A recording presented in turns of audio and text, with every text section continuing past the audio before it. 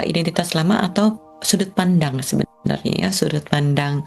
Terus bagaimana dia berhadapan dengan uang, misalkan, saya ini orang susah gitu kan. Nah itu kan sudut Hmm. pandang dia tentang diri dia dengan uang. Terus Hmm. sudut pandang uang sendiri, yang tadi kayak Mbak Ami bilang kalau ekonomi lagi segini siapa sih yang mau harganya gitu kan. Nah Hmm. ketika dilepasin dia jadi relax. Kan niatnya Hmm. tadi adalah mau jual tanah ya. And then ketika Hmm. relax, niat jual tanah itu kan kayak doa. Kita melepaskan sudut pandang karena seakan-akan kita mengcancel doa kita sendiri. Sejak hari aku setelah kelas akses itu, Masya Allah benar-benar itu bersih, nggak ada batin lagi. Wow. Lihat apa tuh udah langsung berhenti aja. Lihat apa tuh udah langsung misalnya mau keluar nih, tiba-tiba ini POV nih, ini judgment nih, ini judgment nih. Jadi begitu lihat apa sekarang ya udah lihat aja. Kalau dulu kan banyak batin tuh. Ikut kelas money awareness ini soalnya yang tadinya ketutup rapat ibaratnya tuh jadi kebuka semua. Oh ini penghambatnya yang harus dibersihkan. Oh ini ya pengalaman yang ingin aku alami. Jadi benar-benar kelihatan pemisahnya gitu loh. Kalau dulu kan campur aduk tuh, nggak tahu mana yang mana yang harus dihidupkan, mana yang harus diberesi, mana yang harus dibersihkan, itu campur aduk. Begitu dibuka sama Coach Wena itu jadi kelihatan semua mana yang harus dibersihkan dan mana yang harus dihidupi, yang mau kita jalani sehari. Baik, selamat malam Mas Hendra, Coach Wena, dan teman-teman semua. Aduh, pertama kali ini bisa ngobrol sama Mas Hendra. Biasanya dengar suaranya aja. Iya, saya hanya menjawabnya. Silahkan bertanya, aku nggak tahu harus ngejelasin dari mana. Oke. Mbak Ami, kemarin waktu ikut money awareness gitu, belajar apa saja sih gitu, terus manfaatnya apa yang dirasakan oleh Mbak Ami gitu, dan bagaimana pula pembawaan Coach Vena, apakah kemudian pembelajaran itu mudah dimengerti kah gitu, mudah diterapkan kah ilmunya gitu sih. Silakan Mbak. Ya, menurutku pribadi sih sangat wow banget ya. Ini benar-benar wow gitu loh, maksudnya selama ini kan saya ngikutin ngaji Roso dari bertahun-tahun ya, dari awal yang ngaji Roso pertama sebelum dihack itu. Wow. Itu saya ngikutin terus. Tapi saya hanya ngikutin yang free aja, nggak pernah tertarik untuk ikut kelas. Saya hanya lihat yang free aja, tiap hari ada tamu siapa lagi nih. Nah terakhir saya lihat Coach Wena, ini apa nih, kok baru nih gitu kan. Kok tiba-tiba langsung klik aja gitu. Ya udah saya langsung daftar. Begitu daftar hari pertama itu langsung wow, kayak dibuka semuanya gitu loh. Yang dulunya itu kayak apa sih, saya hanya berputar-putar aja dari yang apa sih, menerima yang bagaimana gitu kan.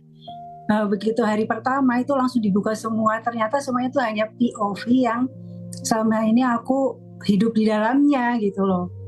Dan semua sudut pandang yang selama ini aku genggam, aku pikir itu emang kebenaran buat aku waktu itu semuanya dibuka, blas. Nah, yang dulunya aku setiap hari batin tuh, lihat orang batin, lihat ini batin, lihat apapun batin.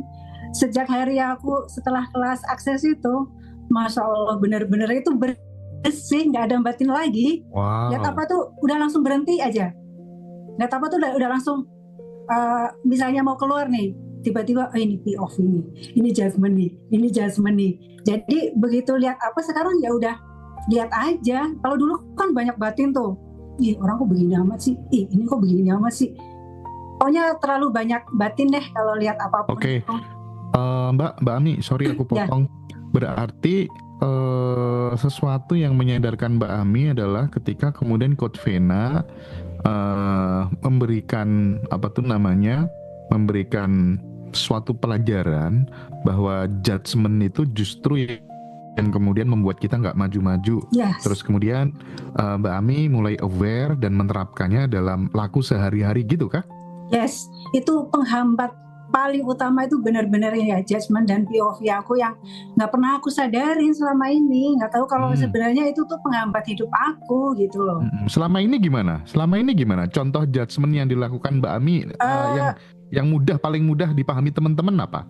Jadi judgment terhadap pasangan terutama ya. terhadap pasangan sama terhadap uang juga. Terhadap uang tuh misalnya gini, saya sebenarnya nggak kekurangan uang ya. Uang itu selalu tersedia gitu.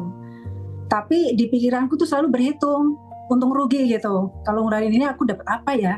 Cukup nggak ya uangnya? Ah jangan gitu kan.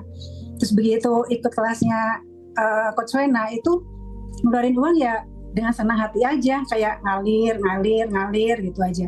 Udah nggak ada yang ngerem. Kalau dulu kan rasa ngerem gitu, jangan keluarin lagi, udah habis ini, jangan keluarin lagi. Kalau sekarang ngalir. Dan setelah itu juga tabungan itu bertambah gitu. Yang dulunya itu kayak nabung itu kok kayak habis terus sih gitu kan. Sekarang kok jadi tabungan kok jadi kayak nambah gitu.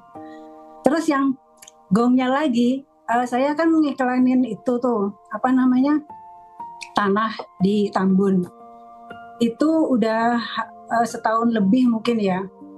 Itu tiba-tiba kan tiap hari ada telepon tapi cuma sekedar nanya harga, nanya lokasi, habis itu nggak ada tindak lanjut. Itu nomor telepon kan ada 2 tuh, yang punya suami saya sama yang punya saya. Biasanya banyak kan ke suami kan, ke saya jarang. Tiba-tiba nelponnya ke saya dan langsung mau ketemu, nggak mau bahas harga dan langsung deal. Itu selama habis kelas sampai berapa hari ya, kalau kurang lebih 10 harian kalau nggak salah tuh, saya clearing terus tuh tentang tanah itu. Saya clearing tentang ekonomi kan begini, masa iya sih mau ada yang beli gitu kan. Saya clearing, oh ya masa sih ini kan lagi zaman susah, masa ada yang mau beli seharga segitu. Saya clearing terus, apapun yang menghambat, yang nggak sesuai sama keinginanku, aku clearing.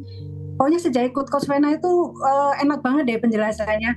Mana yang harus di-clearing dan mana yang harus dihidupi itu jadi terlihat jelas gitu loh. Udah nggak campur aduk. Ya, berarti intinya adalah tidak terlalu banyak menilai gitu ya. Tidak terlalu banyak memikirkan gitu. Terus kemudian metode clearingnya yang paling simpel apa yang dilakukan Mbak Ami saat pikiran-pikiran itu muncul? Sebagian ada yang saya ikuti dari ajarannya Coach Wena, misalnya tentang kesulitan ekonomi zaman sekarang gitu ya. Orang-orang kan memang susah gitu.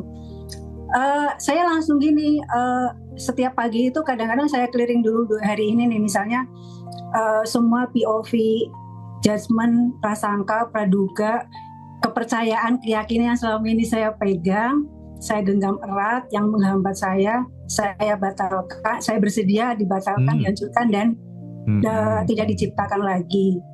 Terus saja, kalau pagi sebelum memulai hari itu saya bersihkan dulu tuh. Terus terlintas, tanah itu kapan lagunya ya? Langsung saya ulangin lagi. Terus saat itu kan suami saya juga selalu begitu kan, harga segitu kelihatannya nggak masuk, harus diturunin nih. Terus saya bilang, udah sih santai aja. Tapi padahal di sini tuh ada keluar sensasi yang apa sih, yang nggak enak gitu kan. Begitu sensasi itu saya sadar, ini ada energi berat nih. Saya clearing lagi kan, saya lepaskan energi berat ini, saya saya batalkan, saya hancurkan dan tidak ciptakan lagi, dan saya izinkan untuk mengalir kembali ke asalnya. Gitu aja. Oke. Aku dikit deh follow up di Coach Wena, kira-kira dari pengalaman yang dialami oleh Mbak Ami gitu. Pada saat dia rajin melakukan clearing gitu kan, tiba-tiba semuanya jadi berubah, jadi lebih baik gitu. Artinya seseorang itu nasibnya tidak akan berubah kalau dia masih bertahan pada identitas yang lama, gitu kah, Coach? Kurang lebih, ya. Identitas lama atau sudut pandang sebenarnya ya, sudut pandang. Terus bagaimana dia berhadapan dengan uang, misalkan, saya ini orang susah gitu kan. Nah itu kan sudut pandang ya tentang diri dia dengan uang. Terus sudut pandang uang sendiri, yang tadi kayak Mbak Ami bilang, kalau ekonomi lagi segini siapa sih yang mau harganya gitu kan. Nah ketika dilepasin dia jadi relax. Kan niatnya tadi adalah mau jual tanah ya. Dan ketika relax, niat jual tanah itu kan kayak doa. Kita melepaskan sudut pandang karena seakan-akan kita meng-cancel doa kita sendiri. Kita pengen jual tanah dengan kemudahan, tapi kita selalu berpikir susah. Kan akhirnya Mana sih membatalkan. gitu kan ya. Iya. Jadi Ya. kan membatalkan niat kita pengen mendapatkan kemudahan kan. Nah, ya udah semua yang berat itu dilepaskan, biarkan semesta kerjasama untuk menciptakan apa yang kita minta gitu. Kembali lagi sih itu tentang yakin nggak? Yakin nggak kalau Tuhan itu mendengarkan doa kita? Kadang tuh kita nggak yakin dengan pikiran negatif kita, kurang lebih gitu Mas. Yes, betul. Ya, terus satu lagi pertanyaan buat Coach Vena gitu. Sebenarnya kan akar masalah itu kan ketika kemudian sudah terurai gitu ya, masalah-masalah itu udah terurai. Sebenarnya ketika seseorang udah mulai aware, itu kan semua masalah bisa diselesaikan lewat diri kita sendiri gitu. Problemnya banyak orang adalah dia tidak menemukan sebuah kepercayaan diri, tidak cukup knowledge-nya untuk membreakdown setiap masalah-masalah yang dia miliki. Itulah kenapa banyak orang yang ketipu sama ini, ketipu sama itu gitu, karena dia tidak menyadari potensi terbesar yang ada di dalam dirinya gitu. Nah, bagaimana dalam proses pembelajaran kelas apapun, Coach Vena mampu untuk meyakinkan teman-teman peserta bahwa semuanya sudah ada di dalam dirimu gitu. Yang kamu butuhkan adalah kamu sadar kamu punya potensi yang besar untuk kemudian tidak menggantungkan problem solver itu kepada orang lain, even itu adalah aku sebagai coach. Itu gimana?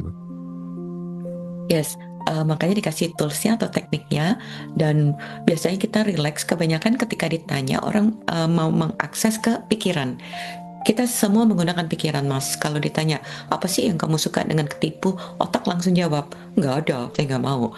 Tapi kalau relax aja diem dan kita tanya, kayak mengcoaching ke dalam tubuh, karena tubuh menyimpan memori. Oke, terus tanya, apa yang aku suka dari kejadian ini ya? Bisa jadi tiba-tiba atau besok atau lusa itu muncul bayangan atau gambar atau suara.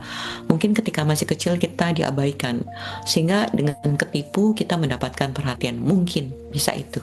Oleh sebab itu memang butuh relax. Ketika bertanya, yang ditanya adalah energetically di tubuh, yang orang belum biasa untuk berkomunikasi dengan memori yang ada di tubuh. Ya, jadi banyak sekali metode-metode itu yang sebenarnya orientasinya adalah, end goals-nya adalah membuat tubuh supaya kemudian relax gitu ya. Itu. Nah, itu aku tangkap seperti itu. Nah, Bu Ami sekarang gimana kehidupannya sehari-hari, bisa di-share before afternya yang paling membahagiakan, yang paling membanggakan kira-kira. Aku nggak nyesel banget ya ikut money awareness kemarin tuh. Itu gimana? Terakhir buat wow banget Mas Indra, benar-benar wow. Jadi segalanya tuh kayak dimudahkan, disediakan. Ini saya ke Jogja aja dimudahkan dan disediakan setelah clearing terus loh Mas Indra. Nah, tadinya kan suami saya mau ke Jogja itu sama rekannya, tapi saya kan pengen ikut. Dia tetap kekeh mau sama rekannya, karena kalau sama saya pasti lama kan. Saya clearing, tiba-tiba rekannya nggak bisa bareng, terus orang-orang yang dijanjiin juga hari-harinya itu pokoknya kayak disediakan deh, kayak disusun sedemikian rupa sama Tuhan. Kalau aku tuh emang harus ikut ke Jogja gitu loh. Jadi sekarang apa-apa tuh tinggal clearing, diem, amati, lalu kita pilih mana yang kita mau hidupi, mana yang mau kita clearing gitu. Jadi semuanya serba mudah.